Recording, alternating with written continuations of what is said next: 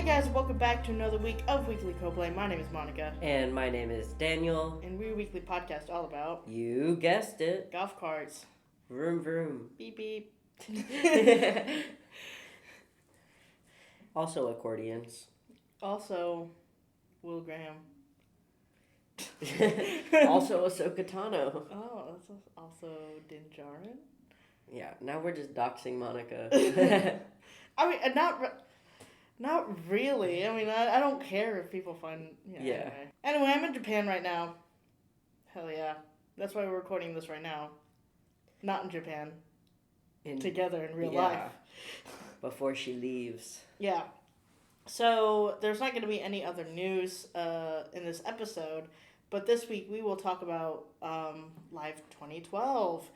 Coldplay's second live concert DVD/CD. And also, because I forgot it, last week when we talked about Milo Xyloto, we'll talk about Life in Technicolor for the Milo Xyloto era. Yeah. So, Live 2012 came out at some point. I forgot when it actually came out. In 2012. Yeah. I thought you were doing a bit at first. Like you couldn't remember what year it came out. No, I meant the actual date. Oh. I felt like it was close to my birthday, but that might be wrong. Anyway, look it up online yourself. We're trying to be official, but we're just two friends who like to talk about Coldplay. Okay, we're not that official. All right, we only become official when Coldplay actually pays us. Yeah. So this was the first tour you actually got to see in person. That is true. That is true. And to that, I don't think we mentioned it, but I do have my Milo Xyloto tour book with us that I bought when I went to go see them, and it's the only tour book I bought. Surprisingly, I'm surprised I haven't bought the one for Music of the Spheres, but I'm also just like, that tour's gonna keep going on. I can buy it whenever I want. But what if they change what version they're selling? They change the years. I think a lot of the interiors don't change. Oh, okay.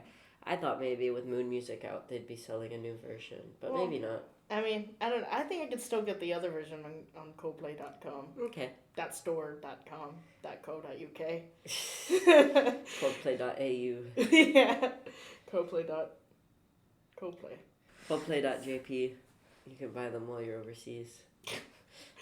So the set list for Live 2012 with Milo Xyloto, Hurts Like Heaven, In My Place, Major Minus, Yellow, Violet Hill, God Put a Smile Upon Your Face, Princess of China with Rihanna, Up in Flames, Viva La Vida, Charlie Brown, Paradise, Us Against the World, Clocks, Fix You, Every Teardrop is a Waterfall, and then at the very end of the during end the credits was Up with the Birds. Also, there were some little interviews interspersed throughout here that were called intermissions. I just didn't include them in this list. Yeah. And then there were also two bonus features, which were Don't Let It Break Your Heart and The Scientist.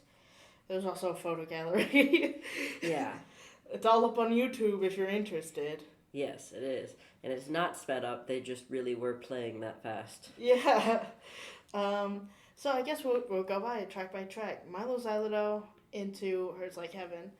Well, okay, I'll tell you. We'll talk about the concert itself, and then I'll talk about my experience seeing them live. Okay, cool. Yeah. So the track itself, it's such a banger of a track. I think I said that last week when we were talking about Milo Xyloto, but I forgot it the last time. I forget what week it was, but one of these weeks I mentioned that there was a song that I think it was Every Teardrop is a Waterfall. Mm-hmm. I was talking about how it's one of the songs that I prefer the live version to the studio version. Mm-hmm. I forgot to list Hurts Like Heaven is another one of those. The live 2012 Hurts Like Heaven is my favorite version of Hurts Like Heaven. Yeah, same. Specifically because of the bit Chris yells that I can't include because we try to keep this podcast family friendly. Yeah. But Chris was not keeping his show very family friendly. I remember whenever I saw them live for the first time, and I was there with my mom. I was 17 years old. And my mom just turns to me and goes, Chris curses a lot. You go, yeah, he sure does. He's British. Yeah. You can't blame him, it's his culture. Yeah, it's part of his vernacular, all right? But the live version, I mean, the at least how it showed in live 2012, it's of course it's fast paced. It's so much fast fun. paced, I genuinely thought the video had been sped up. Yeah. The fireworks are going. It's like, I think it's a better opener than Higher Power, honestly. I agree with that. Yeah. I love Higher Power as an opener, probably more than most people, but I still agree that Hurts Like Heaven is the better opener. Yeah. Oh, another thing is that on the screens, there's like this little running man, right? He's like this little glitchy rainbow running man. Oh, yeah, I saw him. That was running. I think that is a reference to I think that is a reference to the Talking Heads' "Road to Nowhere" music video, because I think there's like a little running man in that music video, and I love the Talking Heads. Shout out David Byrne. If you're listening, Talking Heads new wave? Yes. Okay, yeah. This is just a continuation of the Monica Loves new wave trend. Yeah, no, that's again, I like Coldplay, and then every other band I like is from the 70s or 80s. So I actually can't. I don't know what new wave is. I can't identify it from hearing it. So my metric is, if it's a band Monica loves, it's probably new wave. It's either post punk or new wave. Yeah. Because those are the two that I mainly listen to. Anyway. Or it's Coldplay. Yeah. Yeah. But I adore Hurts Like Heaven. So seeing Hurts Like Heaven live. Okay, so paint the picture. 17 years old. I'm in the nosebleeds. Okay, I'm in full like Coldplay regalia, paraphernalia. Did you have those shoes? Yes. Yeah. Okay. No, I made the shoe. I made, and I do this for every concert now, for every era. If you saw us at the Brooklyn show, we had a Coldplay clothes that I made. This was the first show that I did it for. So I had like my little Milo Xyloto jacket that kind of matched Chris's. Same thing with my shirt, and matched Chris. And then I had like these purple pants. These bright purple pants. And skinny jeans, actually, purple skinny jeans. Oh, hell yeah. and then these shoes that I made that were like glow in the dark, and they were really cool. And everything had theming and spray paint on it. And I worked really hard on it. But I'm in the nosebleeds, okay? And it's my first time seeing my favorite band live. And if you know anything about the 2012 show, it started off with the Back to the Future theme. Much how, like, today it would be the E.T. theme, then it was the Back to the Future theme. I love the Back to the Future theme. I love that movie. Of course, we know how much Chris loves that movie. And she hates the E.T. theme. Yeah, that is true. But you go, and then like I knew that it was starting then, because obviously I had watched 1,000,001 live streams by then, and my heart's beating fast. The second I see their silhouettes on stage and they're playing Milo Xyloto, tears stream down my face. Tears stream. Yeah, exactly. I was uncontrollably sobbing. My mom at the time, she had a video of me just crying. It's nowhere to be found. I don't. Phones have changed. It's been, it's been I don't know how many years since 2012. So we don't 13. have. Yeah. Okay. I can't do that quick. No, I was just sharing for the Okay. audience. That wasn't. Sorry, it came out in a different tone than I meant. But it's been a very long time since 2012. So I don't have that video anymore. But there was this video of me just uncontrollably sobbing, and I sobbed throughout the entirety of Hurts Like Heaven, which makes me so mad, because I was like so ready to sing along to every single word, but all you can hear is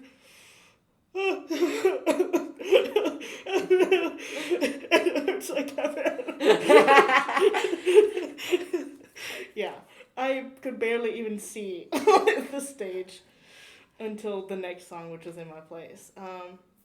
But yeah, I still have some. I posted some photos from that time, so they're up on the Twitter, I think, at Weekly Coldplay. Yeah, actually, what really got me was not only seeing their silhouettes, hearing Milo Xyloto for the first time, but it was seeing the wristbands go off. Oh. That's what got me. That's what truly, like, it set in where I was and what was happening. And it just, yeah. So there. I can't wait for you to see that. This is gonna be so good. It's gonna be so good. No, you're gonna be crying. You're gonna be crying. You're gonna look. Like, I'm crying already. Yeah, just from your story. It's a Coldplay effect. It's a Coldplay effect. I know it. I know about it. Whew. I'm ready. All right. So then, so the next track is "In My Place," which I've heard 1,000,001 times. Daniel has not heard it live at all and doesn't know why I'm so tired of hearing it live. But now I would like to hear it live again. I still, even if I had heard it 1,000,001 times, I still don't think I'd be tired of it live. I mean, I've seen all these live streams of the Music of the Spheres tour, and there's some songs like "The Scientist" that I get a little bit tired of. But then Sparks, which has been a staple of C Stage since I started watching live streams, I never get sick of. Yeah, I know Monica would never get sick of Sparks. I love that song. And in the same way, I don't think I would ever get sick of "In My Place." That song is a very special one to me. And also, just seeing this video of them playing it live at Live 2012, I even said out loud to Monica, I was like, I don't know how you guys ever could have gotten sick of this. This is so much fun. Yeah, I guess I'll tell you my perspective of it was that it was, it was the Music of the Spheres tour. And, this had been pretty much a staple in the set list since 2002, 2003. And, it was like, okay, we're like 9 albums in. Can we get any new songs, any different songs? You know what I'm saying? And I love "In My Place." I love that song. It's a lot of fun. I would rather have kept "In My Place" and dropped "The Scientist." That's crazy. I know that's crazy. That's crazy. Yeah, no. One is definitely bigger than the other. I mean, I'm totally fine with it being like rotational, stuff like that. Anyway, I was just hoping for like more new songs to, well, at least cut "In My Place" so that they could fit in Coloratura. And I think that was like my biggest gripe. Right. I wish they kept playing as many new songs. I feel like so little of the set list now is new songs. Like, we have a few, but like we don't even get "Humankind" anymore. Yeah, well, I mean, just new songs from like Moon Music. We just get what feels like falling in love. Good feelings. We Pray. Yeah, man. I would love for them, and I know that they're kind of planning to, so we'll see. Right now, they are currently on tour. We will talk about that when I am back in the States, but we will see what the set list is. I'm going to be keeping track of it, especially since I'm going to be in the relatively same time zone. So. I feel like the most frustrating one is before it was out, they used to play Eterna all the time. Now Eterna's been released and they won't play it at all. I know. Well, do they have a contract with Martin Garrix or something? They have to play it an X amount of times before they can play any of their own music. And I wish they'd play Jupiter live. Yeah.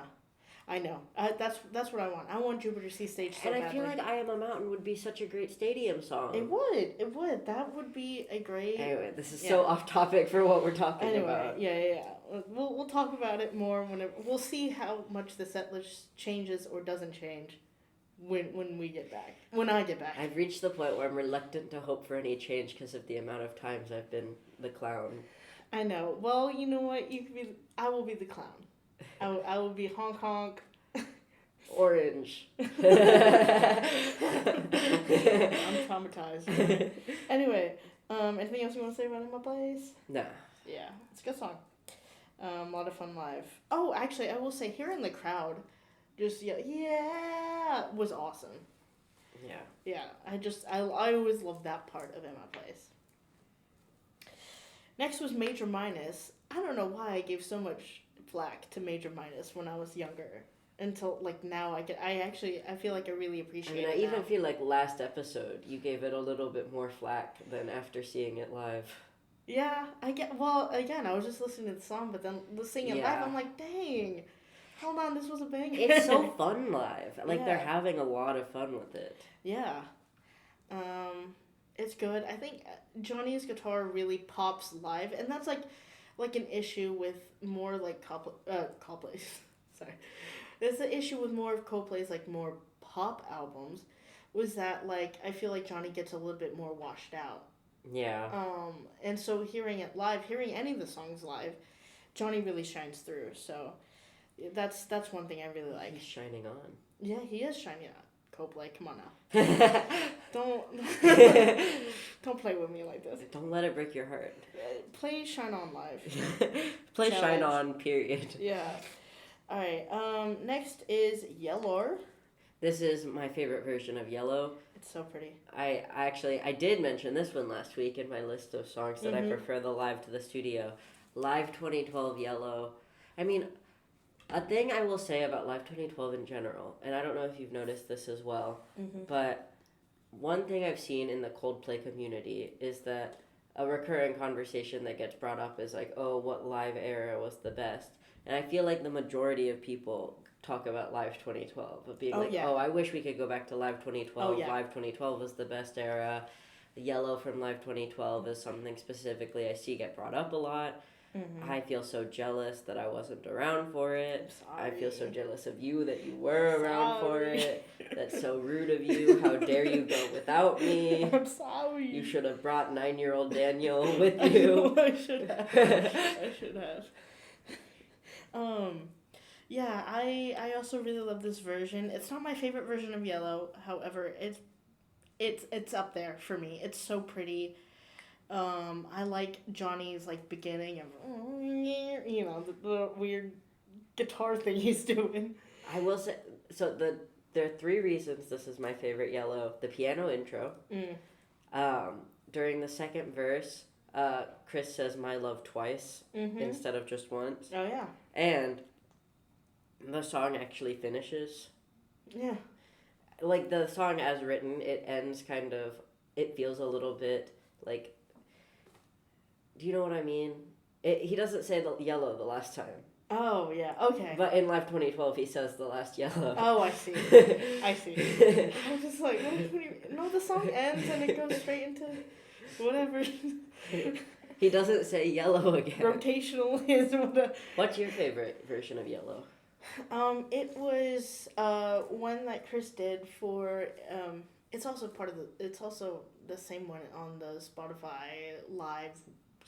Spotify sessions that they did, but it is the version that Chris did for like a Mother's Day album, and it's only on piano, and it's so pretty.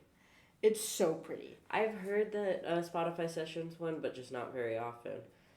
Also, I guess while we're talking about Yellow, shout out. Crayola has brought back the color dandelion for a limited time. Oh my god, that girl on TikTok is gonna go crazy. No, it already happened. They sent her a special box. Like Crayola sent her. I didn't know that. Okay. No, yeah, I've been keeping up. They sent her a special box along with special dandelion goodies to go with it. God. But yeah, they're available in stores right now. They did like a group of the retired colors are doing like a comeback tour, including dandelion. Anyway, moving on to Violet Hill. A different color. Yeah. Great song live. I still can't believe I heard this song live. Violet used to be my favorite color for a little bit. I mean, I know my favorite color now is purple. It's not much different. But I used to specifically say it was violet. Oh, yeah. Because there was this kid I babysat. He was obsessed with the rainbow, specifically from the Magic School Bus episode about the rainbow. And he would always call it violet. So I would call it violet. Oh, nice. Yeah. Oh, yeah. What about the song? I love this song. Not quite as much as you do, but just because I think it would be hard for anyone to match your levels of enthusiasm for this song. It's great. It's actually okay. Whenever I first heard it, I wasn't that much of a fan. I wasn't that big of a Violet Hill fan. Yeah. But however, I continually kept listening to Coldplay. It just became pretty much a staple for me. I pretty much have to listen to it every time it plays in my car. And yeah, hearing it live was like really cool. That was like a really cool experience. I will touch on like some songs that I know I heard them play live that's not on here. One of them is going to be Lovers in Japan. Great song. Great song. Can't believe I heard it live. Another one, Warning Sign. Y'all already heard my thought. Y'all have already heard my thoughts on Warning Sign. I just keep getting more and more jealous of Monica. And even more so, guys, on C Stage, guess what I heard? Speed of Sound. An X and Y song that isn't Fix You. Dino's giving me a look right now. I'm actually a little scared. I don't think I'm going to make it to Japan. I'm just surprised Chris played Speed of Sound. Yeah, it was like acoustic. It was really cool. I had all of C Stage on my stupid little iPod Touch. And I would watch it literally all the time, as you would imagine I would. However, when I was in marching band, that iPod Touch got stolen, and so that video was gone forever. I did upload it to YouTube, but I can't remember my YouTube password. It's just like Chris's scooter. Yeah, and before y'all say, "Oh, well, just do forgot password," I don't remember what email it was linked to. Yeah, that happened to an old Snapchat account of mine. I couldn't reset the password or get in. I was bummed because it was my only form of communication with one person who I think I'll just never see or talk to again. Yeah. Anyway, I'm super upset that I can't ever watch it ever again. It's lost forever, lost media. I'm sorry. Anyway, Violet Hill's so great. Yeah, it is. Yeah.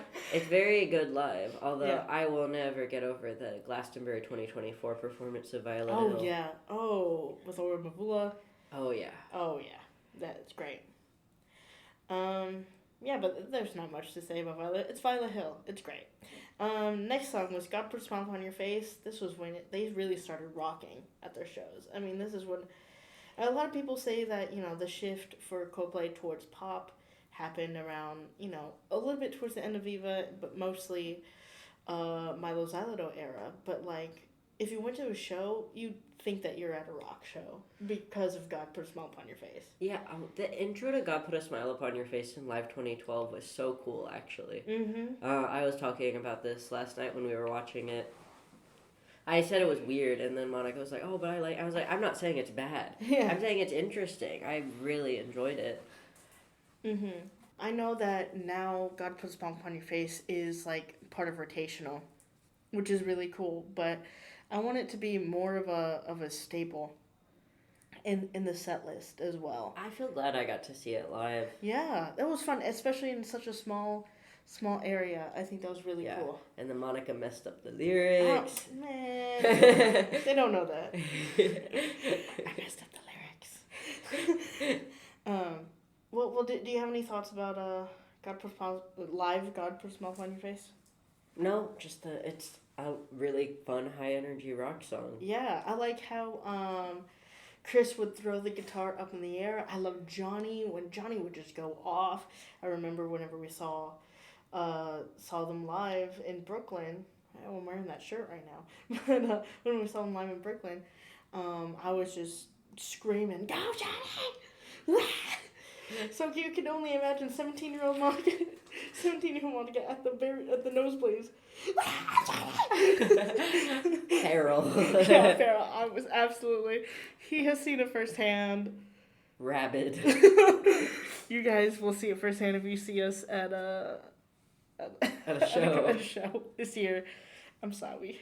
I love him. Don't apologize. Don't ever I apologize love for being him. who you are. Woohoo! Anyway, I love God Put a Smile on Your Face live. Yeah.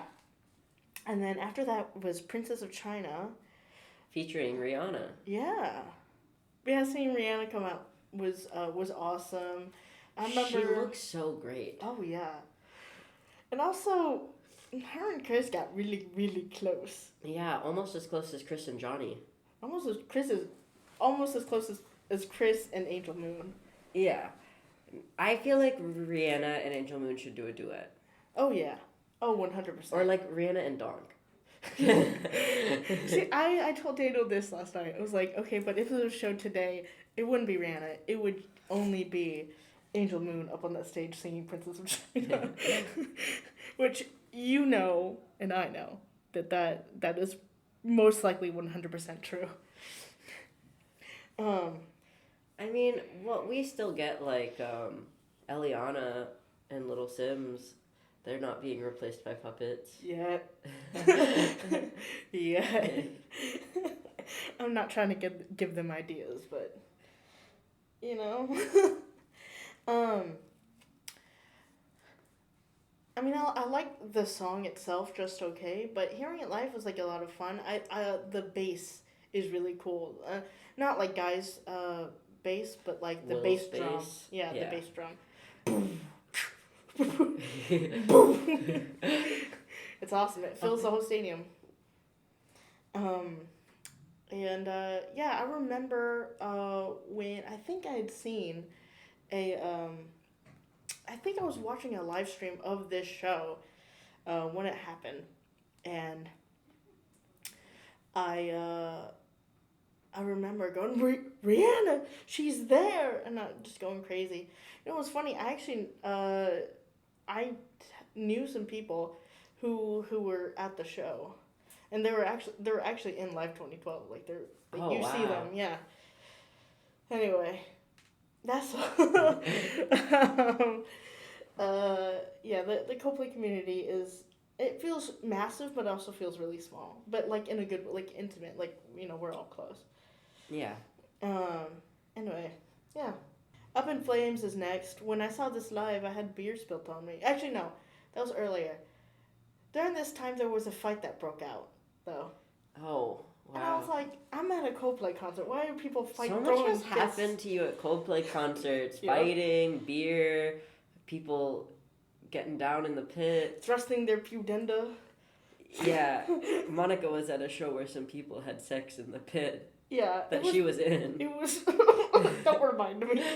That was the Seattle show, if y'all didn't know that. That's what happened. And it was during her. It wasn't even... It was before Coldplay. Like, how does that even happen? How? I mean, I can imagine it. I cannot. Yeah, nasty. Y'all are nasty.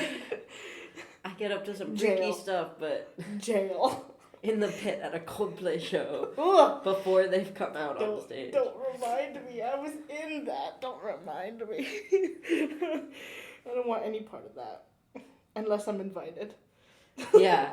I think Monica's mostly just upset she wasn't part of it. I know. Come on now. It's fine. But Up in Flames, it was a nice slow song. I liked... Was this a song where, like, Will was talking about how hard it was to... It was, like, right after that. So, like, Will talks about, like, the stress of going from these big shows to, like, being alone at a hotel room right afterwards, and how hard it can be to go back and forth. And right after that, they're showing all of these, like, black and white shots of the hotel rooms and the cars during the song Up in Flames. And it felt like a good juxtaposition. Yeah. So I have, like, a little bit of, like... Because of the fight that broke out at the show that I was at, I'm like, I don't really quite like listening to this song in general at all. Because I just have that memory associated. I mean, it's a good song. It's a really good breakup song. But, however, I just have that memory of, like, dang, this is like Coldplay's quietest song. Their quietest song. And y'all are screaming right now. Yeah. It's funny. Anyway, the next song, one of my favorites. I called this, at the time, I call it the Triad of Death. Because there's going to be a lot of jumping. And so...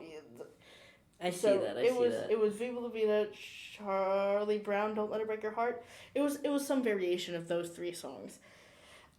Yeah, I had a ball. But Viva La Vida, my favorite Coldplay song. So I was screaming my head off. Yeah. Screaming my head off when the song started playing.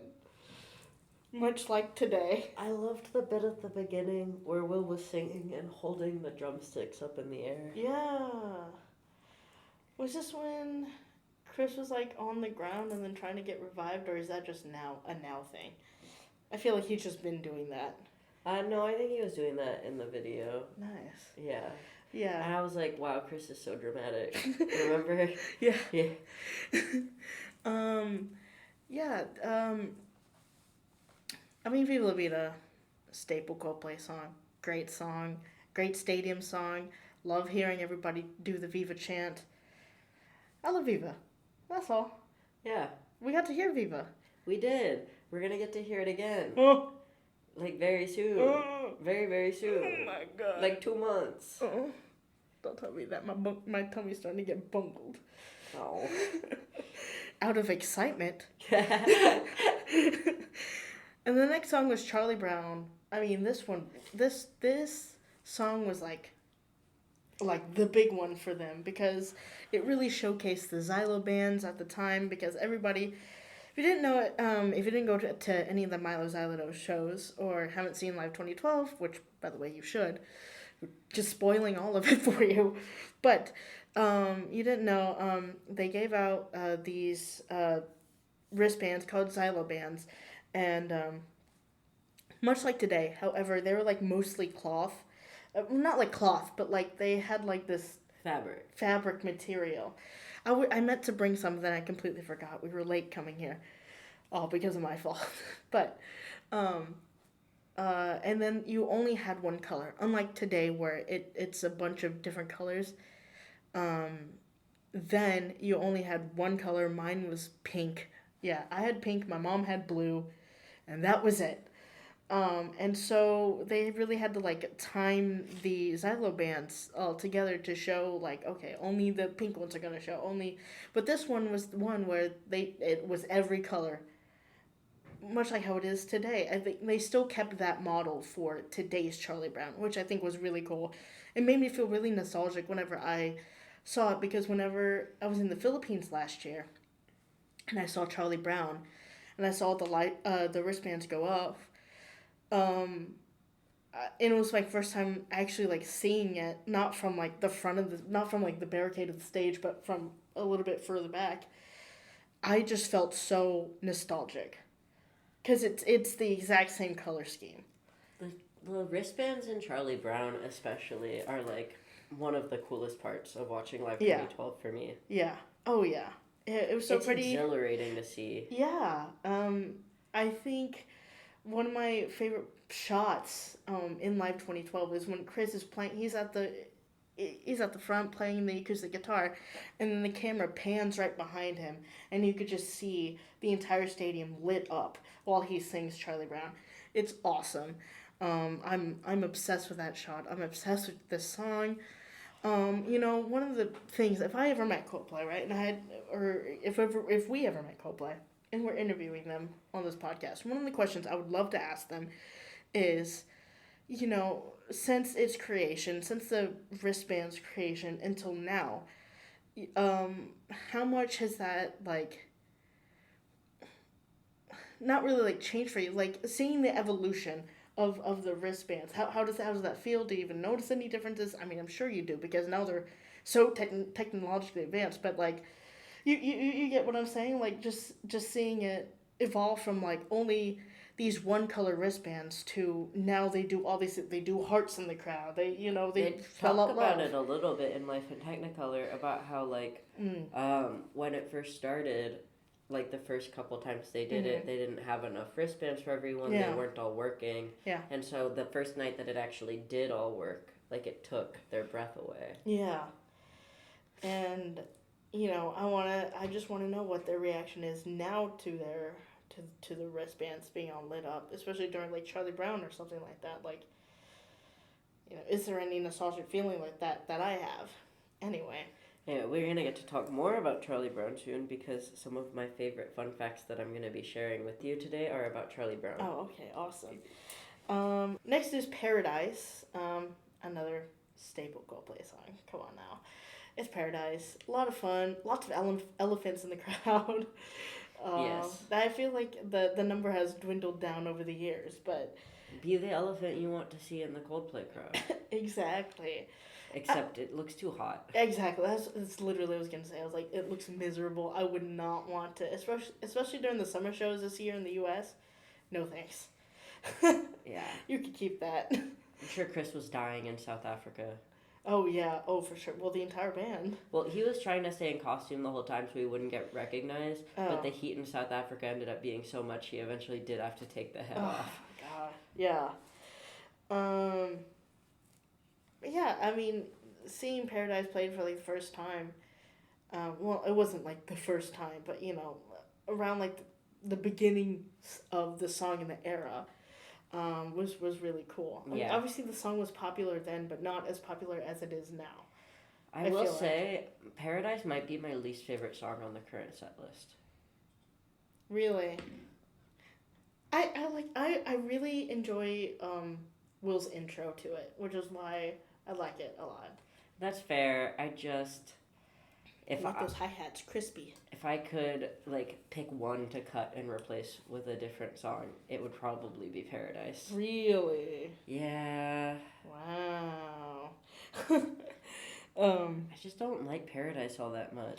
I mean that's fair, but I also like the shh, shh. I don't even like that part all No, that that's much. so much fun. That's so much fun. I love Chris shushing the crowd. That's my favorite.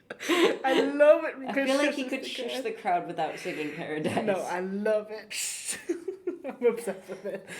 Anyway, I guess I'm the only Paradise defender, I guess. No, I'm sure there's plenty more. I think I'm the only one. in the minority here. Alright, I'll let you. Now we get to talk about my Yeah. favorite one. I'll let you I go wish ahead. they Go did this off. again. Okay, so they had C stage, real C stage, like in the middle of the crowd. Yeah. Seeing this, like compared to all these live videos of C stage now, I forgot how stark a difference is. Mhm. How C stage is just really in the middle of everything. Everyone's Yeah. right up on the stage. And they did Us Against the World, my favorite Coldplay song, and how they played it live is they would bring out the band members one at a time and gradually introduce them to the song and let it build. Unfortunately, it's not the Silverbird version. I don't think that was really a staple until Head Full of Dreams, Yeah, right? yeah. It did not exist until A Head Full of Dreams. I just still continually wish there was a Silverbird version, like on a streaming service. Anyway, Oh yeah. I mean, we will cover yeah. the live in Sao Paulo. But it starts with just Chris. He does the whole first verse and first chorus on his acoustic guitar, and then Will comes out and joins him. Will sits down at the piano. Will starts singing harmony for the second verse, and then through the bridge we get I think is it Guy next? Yeah. Yeah, we get Guy next, and then Johnny joins last. Yeah. And then by the end they're just all playing together, and Us Against the World is just such a beautiful song. I feel like it's perfect C stage. I want that back. I want that. I wish I was there for that. Or just any version of Us Against the World live. I don't think they've played it in over a year now, because I think the last time they did it for Songbook was in like February of last year. Yeah. Um, Oh yeah, during like the Singapore shows, I think. yeah. What is it? Yeah, I remember when I saw this live, and C Stage was, I didn't even know where C Stage was going to be. But C Stage was literally right below me, so I got to see them. I went to the edge of the not really barricade, but the, where the wall. Yeah, the wall, the barrier. And I looked down, and they were directly right below me. And at this point, I was like, "This is the closest I'm ever gonna get to Coldplay." Little did you know. I know, yeah. Little did they know, but I was like, "Oh, this is the closest I'm ever gonna get to Coldplay." I was like, I want to say. I mean, it felt like they were 10 feet away, but it's probably way more than that. They just felt very, very close, is what I'm saying. And I remember yelling out, "Will, you're my champion!" Will's my champion. I know, but you didn't know them yet. You weren't there, now were you? And whose fault is that? Oh, my fault, apparently. Anyway, and it's just like so cool. I cheered on everybody, obviously, whenever they came on. Went feral for Johnny, obviously.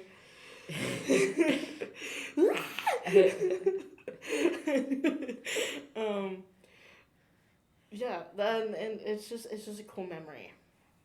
All right, and now for the red lasers. Clocks. I mean, there were some green lasers also. I love clocks. Yeah, it's the Monica and Chris enrichment I hour. love clocks. Chris gets to bang on the piano, and Monica gets to look at green lasers. Yeah, but at the time, again, as Daniel said, it was red lasers. There were some green ones. Yeah, mostly red though. Yeah. I mean, it's a great song. It's a great song live. Love Clocks. I don't really have much to say other than it's Clocks live. It's awesome. Yeah. Yeah. Yeah. And after that was Fix You. This is where I got yelled at to leave the barrier. That's all. They were too worried you were gonna start flashing the band. That's true. And you're underage at that point. I was not gonna flash the band. They were too far away. They were too far away to see anything. I wouldn't have, alright? My mother was there. Yeah. Same thing with Clocks. It's Fix You live. Oh, I will say though, this was like around the time when Guy still had a microphone in his little corner, so he still sang during Fix You. He does not do that anymore. It's just Will, Chris, and Johnny. Yeah. Guy's just like, nah. Fair enough. Tapped out. Yeah, fair enough. He's too busy being handsome. Yeah, that's true. Yeah, it's a full-time job. Yeah, it really is. You can't be multitasking, Yeah. Anyway, thinking about fashion. Yeah, he's and busy cars. with his slutty little earring. I love it. Okay, I will say, Guy in red is very special to me. Like, ooh, there's something about the color red on him. Anyway, that's all. I'm curious about. You can cut this out, but I'm really curious about if Guy and Matt had a conversation. It would just be cars. I know. You're gonna bungle my tongue. Not from excitement. No. Oh, see, look at bungling right now. Okay. All right. And then the last song, their closer, was Every Teardrop is a Waterfall. Oh, I love this song. Yeah. I love this song live. Yeah, it's so great. I think one thing that I think I noticed from watching the Police play Regatta de Blanc was that I wonder if Chris kind of modeled that EO after Sting. EO. Because Sting does the EO, EO, EO, EO. That's from Walking in the Moon. But the Regatta de Blanc was EO, EO, EO. Anyway, but it's like the same kind of vein of EO, EO, EO. Uh-huh. Continue. No, that's it. Oh, okay. I mean, this song is a great closer. Yeah. With the fireworks at the end. Mm-hmm. I didn't get to see any when I saw them because it was at the Toyota Center. Oh. Yeah. Literally every venue in Houston has a closed roof, so. Yeah. They should play at Minute Maid. Even then, I think the roof would be closed. No, they should open it. Well, they should have opened the roof at NRG. Yeah. Because that's also retractable. Anyway, you're learning about Houston stadium lore. Yeah. But yeah, Every Teardrop is a great song, great closer. It's a lot of fun live, and when you have the chance to see the fireworks, it's great. I wish that they would put this back into the regular set list instead of just part of Light Club. I think I mentioned that before, but I agree. Yeah. I actually don't even like it in Light Club. Oh, I like it. But I think it's really cool interspliced with Infinity Sign. I think it's really cool. Okay, I agree with that. I just miss hearing the actual song, I Okay, think. fair enough. Which has made me start to resent it in Light Club. I'm sorry. Because I want to hear the real song. Yeah. I turn the music up. I turn the music. Don't do this to me. I like it. Anyway, and that was Live 2012. Again, there was also Don't Let It Break Your Heart, which was awesome. Well, also first, real quick, Yeah. I just want to touch on Up With the Birds. Oh, yeah. Just because it's such a pretty little credit song. Oh, yeah. It made me very happy to hear. That's all. Yeah. Yeah. That's all, yeah. I like it whenever they're in the car and then Chris is like motioning everyone to get super close. And then Will just goes, goodbye. It felt like Chris was gonna say something, Yeah. but it was one of those. I feel like you know those moments when you're like getting ready to do a big bit, but you don't actually have a plan. Yeah, that's me all the time. Yeah. So then Will was just like, goodbye. Obsessed. Yeah, I love them. But yeah, part of the bonus features was "Don't Let Break Your Heart," which is just such a banger live. Love that song. But it ends with this slow zoom on a On the heart heart- with a the heart word balloon. break on it. I love it. I love it. Yeah, it. I still can't believe that I heard that song live. I still can't believe that they even played it live. Yeah. But yeah, it's great. It's a great song. And another song that was on the bonus features was "The Scientist," which is also great. And then I liked it when Chris had turned the microphone to the crowd, and then the crowd was just nobody said, just screaming. My favorite bit was when Chris was like telling the call and response. Yeah. Where he was doing the different runs and then having the audience do them back. Yeah. There was something like that in Brooklyn too. Yeah. Yeah, during God Puts Spot on Your Face. Yeah, but it was like nonsense. Yeah. Well, yeah. I mean, welcome to Chris Martin. Yeah. No, I loved it. It was so much fun. Yeah. Yeah.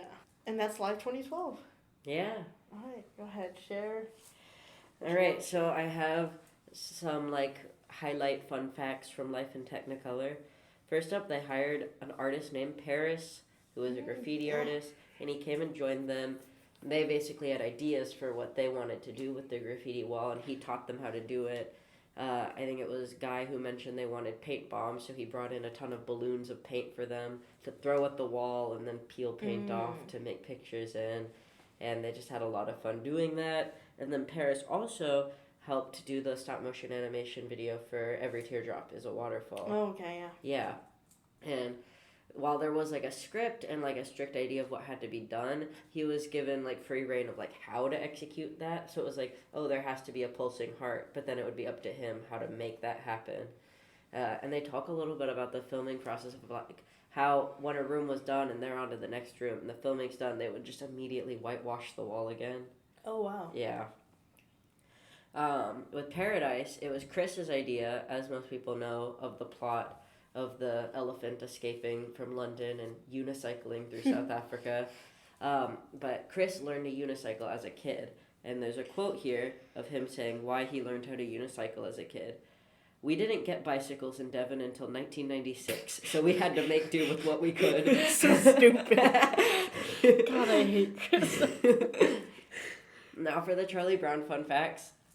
First one, the original inspiration for the song, Chris had a scooter get stolen, and he was imagining like the little journey his bike would go on with the kid who stole it, and that was his inspiration for Charlie Brown.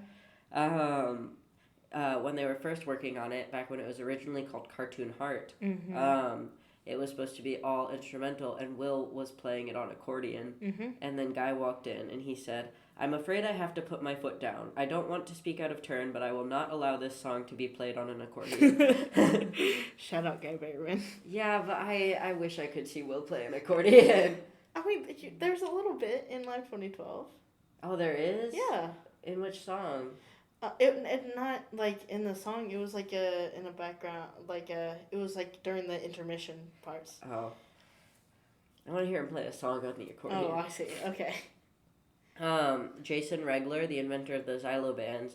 So I put this together. It was a little hard to follow in the book. I put together what I think is the order of events. I could be a little off here, but he had made a winning bid to meet the band at their charity show in Newcastle, but heavy snow halted the trip. But he ended up getting invited to the secret show at the Forum. That was like the kickoff for Live 2012 after he wrote Phil a letter about how much his son loved the band. And then he ended up having a moment to tell Phil his idea for the Xylo bands. And Phil seized on it immediately because the band, they'd been trying for a long time to find a way to make the shows more interactive and immersive for the audience. And they hadn't come up with anything even as close to as good as this. In 2012, the band also played a 16-song set at the closing ceremony for the Paralympics. It was a really huge production. But it almost fell through at the last minute because of electrical issues. Like right when the band were walking out, power went out. Oh, wow. And this is a quote of someone describing their memories of it. Things were blowing up. There's literally people falling through the holes on the stage and things like that. It was a real Back to the Future moment. Oh, okay. But the electrician saved the day. It went fantastic. Chris said it was maybe one of the most powerful shows he'd ever performed. Yeah. Do you want to know how much the band was paid for that performance? You sure? £1 Wow. to split between the four of them. Yeah. For them. Chris talked a little bit about how he felt a lot of pressure with it because he felt like the Paralympics that year specifically had made great strides in like finally getting more recognition and understanding from people, and so he wanted to just continue to support that. Yeah. I remember that performance. Anything else? No, that's it. So, you talking about the Paralympics just reminded me, watching through Live 2012, reminded me of like how many of like these live streams that I had watched live. Because I remember, I think, for sure I watched the Madrid show live. I think I watched a live stream, like how we would watch a live stream, like on Instagram Live. I don't even remember how I'd watch these live streams. No, not a clue. But I'd watch them.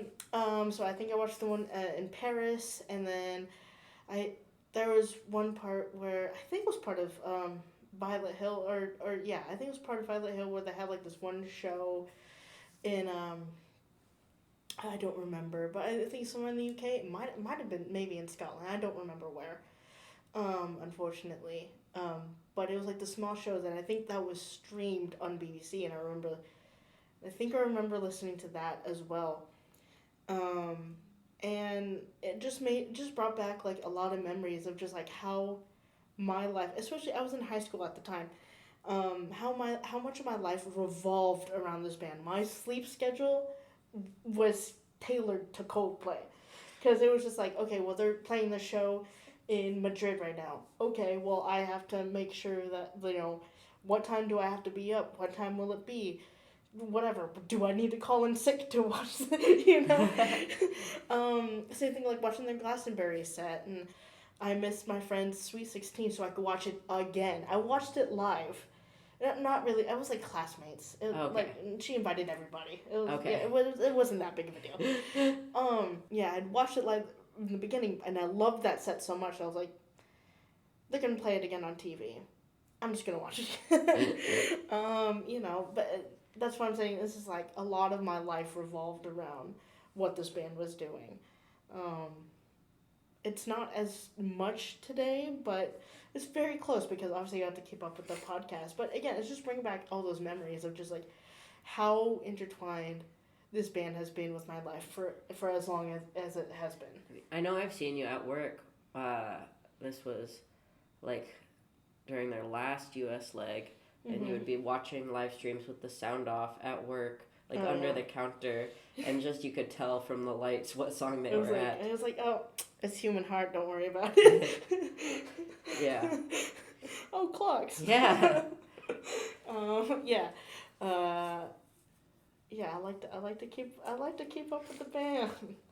It was just a lot of like that time in my life, which was like a lot of fun. So, kind of bringing that back, obviously with the podcast too. I need to keep it up with the band. It's a lot of fun. I know you'll be really busy when they go back on tour, but I'll try to keep up with what live streams I can. Yeah, and that's Live in Time Declare. That's Live 2012. The tour book here also is really cool. Cause I think it does come with stickers. So I got I don't remember if they're the same. No, they're not the same stickers that come with the pop-up book, which I have. But they're just more stickers that will stay forever in this. Yeah. And never come out. But it has a lot of cool photos and interviews of the band, and I love this tour book so much. So pretty. Yeah. There's Chris singing. It just has such a cool... Cubic. Yeah, it has such a cool graffiti vibe to it as the entirety of Milo Xyloto has. And there's like a little interview with Phil. Yeah, there's one with Will where he talks about hitting the drums really hard when they played Politic. Yeah. You know what's funny? Seeing these photos, I remember when these photos first dropped. It's just like, again, this is like really, I was very excited to get to this point because I knew it was going to be really, really nostalgic for me. So yeah, I don't know, I'm trying not to cry right now. I used to have this, probably not this. I had like some version of this, like on my on my door. Okay, no, yeah, it wasn't this, but it was like, hey, you were one big band. It was like some written close to this. It's a photo of the band taking a bow with like the crowd, and then there's writing on top of it, and the writing says, "This book is dedicated to you. Yes, you reading this right now. Thank you from the bottom of our hearts. Love, Will, Johnny, Chris, Guy, and Phil." And I used to have like a photo, something similar to this, but it was like the end of like, I think it might have been the end of the Viva tour, and it said, we're one big band, like, thank you, we're one big band, or something like that, and I had it on top of like my door, and I would just look at it. So like every day I left, it was just like a reminder that I'm part of Coldplay. Anyway, it was really nice, and yeah, this era is just very, very, very special to me. That's all. Thank you, Monica. Yeah. Okay, now that is the Milo Xyloto era. Yeah. All right. And now it is the portion of the show. We don't have any other news. As a reminder, we'll be catching up on all the news, all the tour updates once Monica is back from Japan. But I do have a charity to highlight, as we've been doing, highlighting different charities related to HIV and AIDS around the U.S. This is week 7, and I'm going to be talking about Aunt Rita's Foundation, which is in Phoenix, Arizona. You can find them at auntritas.org. Aunt Rita's Foundation has been a cornerstone in the fight against HIV in Arizona since 1988. They began as a grassroots effort to support those living with HIV and AIDS, and over the years have evolved into a leading organization. Some of the things they provide: they have free testing and help to connect people with both preventative measures like condoms and PrEP, as well as treatments. They have media campaigns throughout Arizona promoting HIV awareness and eliminating stigma. But I think the most interesting thing are 2 programs they have. They have one called Experienced Escapades, which provides free monthly outings for people living with HIV who are 50 and over. They are focused on addressing HIV's isolation and survivor's guilt and creating a safe and fun space to meet new people. And then they also have a program called Positive Empowerment, which is a fall retreat for HIV-positive youth between 14 and 24. It aims to mentor and encourage youth and fosters connections and provides a space for them to share their own lived experiences. Awesome. Thank you, Daniel. You're welcome, Monica. And that is it for this week. It's a big chunky week this week because there's a lot of memories that I had to go through. Yeah. But yeah, I had a lot of fun talking about the Milo Xyloto era. But I can't wait to talk about ghost stories. I'm super excited. Love ghost stories. More than Daniel, I already know. Yeah, we went through one where both of us really love it to now one where Monica loves it, and I'm like, okay. Yeah, I love it. But yeah, we will talk about that next week. My name is Monica. My name is still Daniel. And we're Weekly Coldplay. Goodbye. Goodbye.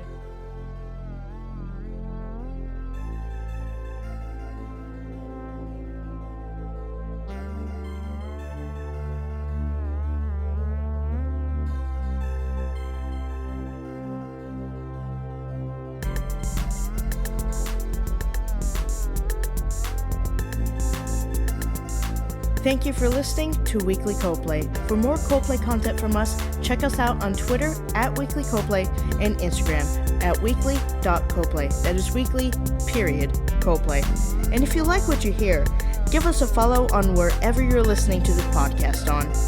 Thank you again, and we'll be back next week with more Coldplay news.